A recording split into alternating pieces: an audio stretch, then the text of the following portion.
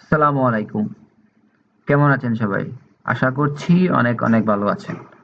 আমি মোহাম্মদ রুবেল মিয়া, কলেজ.এসির পক্ষ থেকে সবাইকে স্বাগতম।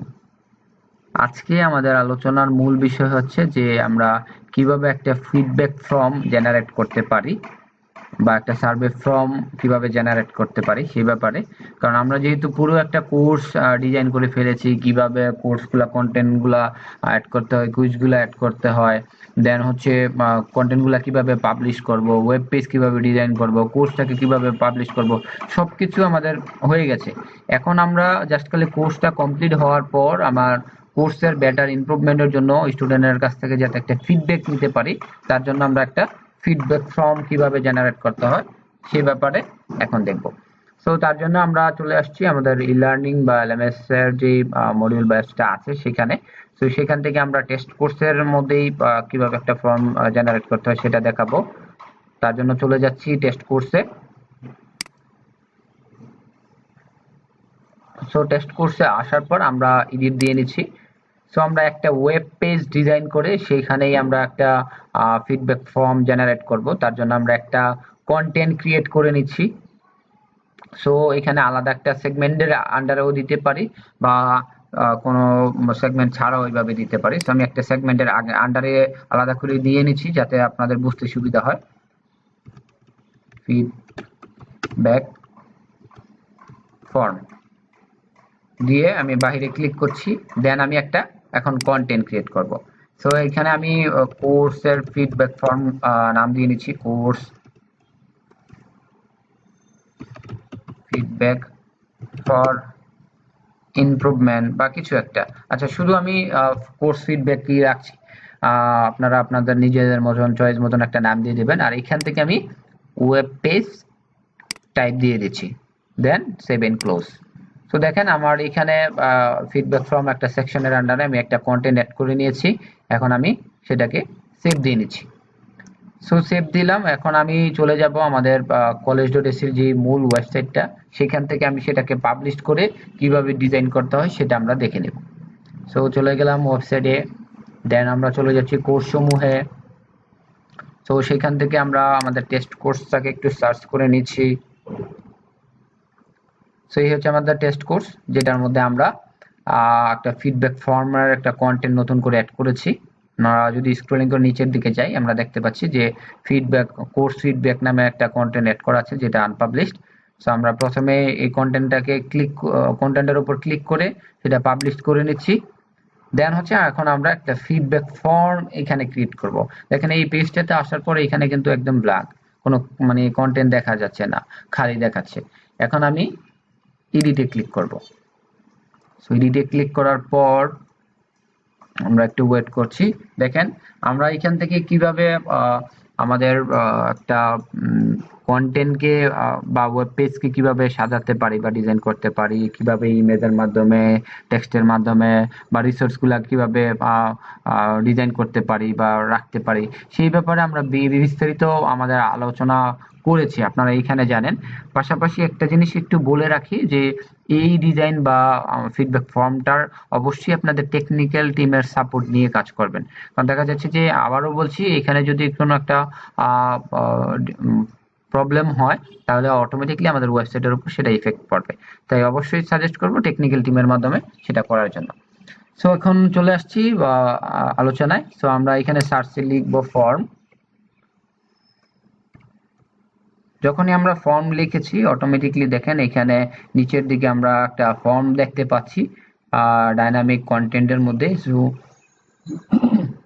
সরি। সো এখানে আমরা সেই ফর্মটাকেই এখন ইউজ করব। সো এটা মাউসের বা বাটন দিয়ে চাপটা ধরে আমরা এখানে পেস্ট করছি। সো যখনই আমরা পেস্ট করেছি দেখেন অটোমেটিকলি আমাদের একটা ফিডব্যাক ফর্ম কিন্তু এখানে জেনারেট হয়ে গেছে। সো যেখানে বাই ডিফল্ট আমরা দেখতে পাচ্ছি নাম, ফোন নাম্বার বা ইমেল দেওয়া আছে।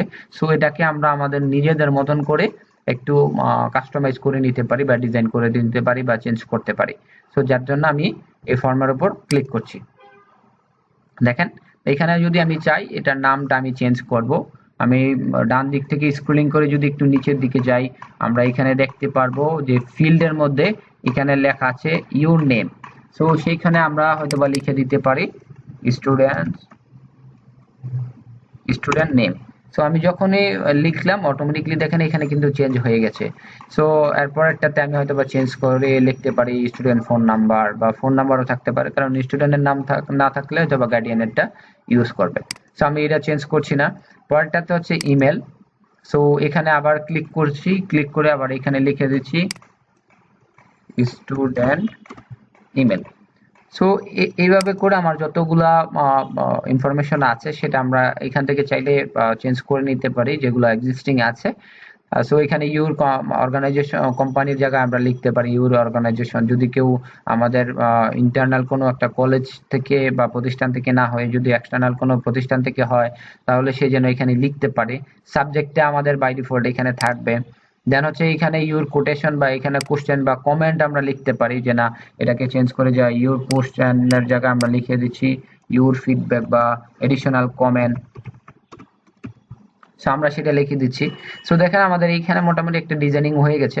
এখন পাশাপাশি আপনারা দেখতে পাচ্ছেন এই প্রত্যেকটা আইটেমের পেছনেই কিছু কিছু জায়গাতে আমরা স্টার মার্ক করা আছে। যদি আমরা নিচের দিকে একটু খেয়াল করি, দেখেন এই লেভেলের পরেই মানে আমরা যে নামটা লিখছি তারপরে একটা রিকোয়ারি দেওয়া আছে। আমি যদি এটাকে ইনএক্টিভ করে দিই তাহলে কিন্তু সেটা স্টার মার্ক চলে যাচ্ছে। স্টার মার্ক মানে হচ্ছে এটাকে অবশ্যই আমাকে ফিডব্যাক পূরণ করার সময়, সার্ভেটা পূরণ করার সময় অবশ্যই সেই ইনফরমেশনটা দিতে হবে, না হলে সে সাবমিট করতে পারবে না।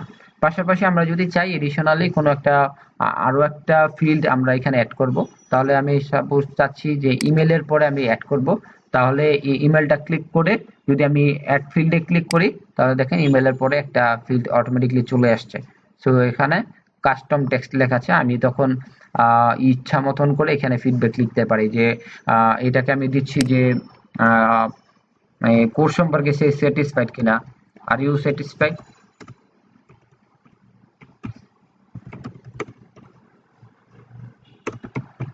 উইথ দ্য কোর্স বা হোয়াট এভার, আমি যে মানে যা কিছু লিখি না কেন সেটা আমরা এখান থেকে চেঞ্জ করতে পারবো যে সে কোর্সে স্যাটিসফাইড কিনা। সো যেহেতু এটা স্যাটিসফাইড কিনা ইয়েস নো বা রেটিং দিবে, বা রেটিং আমরা যদি বলি যে না এই কোর্সটাকে তুমি রেটিং করো কত মার্ক দিবা, সো সেটা আমরা এখান থেকে দিতে পারি। বাট এখানে কিন্তু ফিল্ড লেখার অপশন আছে। সো আমরা এটাকে কিভাবে চেঞ্জ করতে পারি, তো এখানে দেখেন আমরা যেই টেক্সটটা আমরা লেভেলটা এইখানে লিখেছি তার উপরেই লেখা আছে টেক্সট। সো আমরা যদি এখানে চাই যে না আমরা বিভিন্ন ইয়েস নো অপশন টাইপের কিছু দিব, রেডিও বাটন দিব, সো আমরা সেটাও দিতে পারি। এখানে চাইলে যে রেডিও বাটন আছে, ইয়েস নো অপশন চলে আসবে। সো আমরা এটা দিতে পারি। আমার যদি এরকম হয় আমরা কিছু ফিডব্যাক নিব চেকবক্সের মাধ্যমে বা মাল্টিপল চেকবক্সের মাধ্যমে, সেগুলো আমরা দিতে পারি। তো আমি রেডিও বাটন দিয়েও দিচ্ছি। সো এখানে আবার ক্লিক করছি, এটার উপর ক্লিক করে দেখেন যেহেতু রেডিও বাটন দিয়েছি তার মানে রেডিওর যে আইকনগুলো আছে অটোমেটিকলি এখানে অপশনগুলো দেখাচ্ছে। আমি সেটাকে চেঞ্জ করে দিচ্ছি ইয়েস, পরেরটাতে দিচ্ছি নো, পরেরটা দিচ্ছি হয়তোবা নাল বা কিছু একটা। আবার যদি চাই যে না এখানে তো তিনটা অপশন দেখাচ্ছে, ইয়েস নো বা নাল দিয়েছি, আমি তিনটা দিয়েছি, পাশাপাশি অন্য আরেকটা অ্যাড করব, তাহলে অন্য আরেকটাও আমি এখান থেকে চাইলে অ্যাড করতে পারি। যদি অ্যাডে ক্লিক করি add new radio, so automatically আরেকটা রেডিও বাটন এখানে অ্যাড হয়ে গেছে আইটেম নামে। সো আমি সেটাকেও চেঞ্জ করতে পারি। সো যখন আমাদের এইভাবে আমাদের সার্ভে বা ফিডব্যাক ফর্মটা রেডি হয়ে যাবে, দেন আমরা সেভে ক্লিক করব।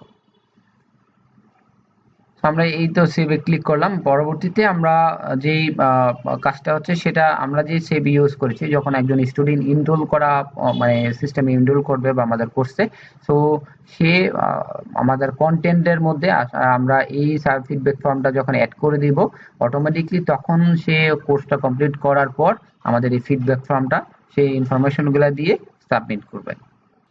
তো এই হচ্ছে আমাদের আজকের আলোচনার মূল বিষয়, যে যেখান থেকে আমরা দেখলাম যে কিভাবে আমরা একটা ফিডব্যাক ফর্ম বা সার্ভে ফর্ম আমরা জেনারেট করতে পারি, যেখানে স্টুডেন্টরা কোর্স কমপ্লিট করার পর তারা তাদের ফিডব্যাকটা সাবমিট করবে তার বিস্তারিত। সো এরই মধ্য দিয়ে আমাদের এলএমএস কোর্স ডেভেলপমেন্টের যে বিস্তারিত আলোচনা ছিল যে আমরা কিভাবে আমাদের কোর্সটাকে ডেভেলপ করতে পারি, যেখানে আমরা কিভাবে কোর্সের কন্টেন্ট অ্যাড করতে পারি বা রিসোর্সগুলো কিভাবে অ্যাড করতে পারি, কিভাবে পাবলিশ করতে পারি, কিভাবে কুইজ বা সার্টিফিকেশন অন্য সব ইনফরমেশনগুলো আমরা কিভাবে আমাদের সিস্টেমের মধ্যে প্রপার ওয়েতে সুন্দরভাবে ডিজাইন করতে পারি তার বিস্তারিত আলোচনা। সো এই আলোচনার পরেও তারপরেও যদি আপনাদের কোনো সমস্যা থাকে বা বুঝতে অসুবিধা হয় বা কোনো কোশ্চেন থাকে, অবশ্যই আমাদের এলএমএস কোর্স ডেভেলপমেন্টের যে ডিসকাশন ফোরাম আছে সেই ফোরামে আপনারা অবশ্যই লিখবেন। সেখানে আমরা সবসময় কানেক্টেড আছি, আপনাদের সমস্যাগুলো নিয়ে সেখানে আলোচনা হবে, প্লাস হচ্ছে আপনাদের যদি কোনো সমস্যা থাকে সেখানে আমরা বিস্তারিত আলোচনা করে সমাধান দেওয়ার চেষ্টা করবো ইনশাল্লাহ। ধন্যবাদ সবাইকে, ভালো থাকুন। আমাদের এই কোর্সের সাথে থাকার জন্য সবাইকে আবারও অসংখ্য ধন্যবাদ জানিয়ে আমাদের কোর্সটাকে এখানেই শেষ করছি। ধন্যবাদ। সালামু আলাইকুম।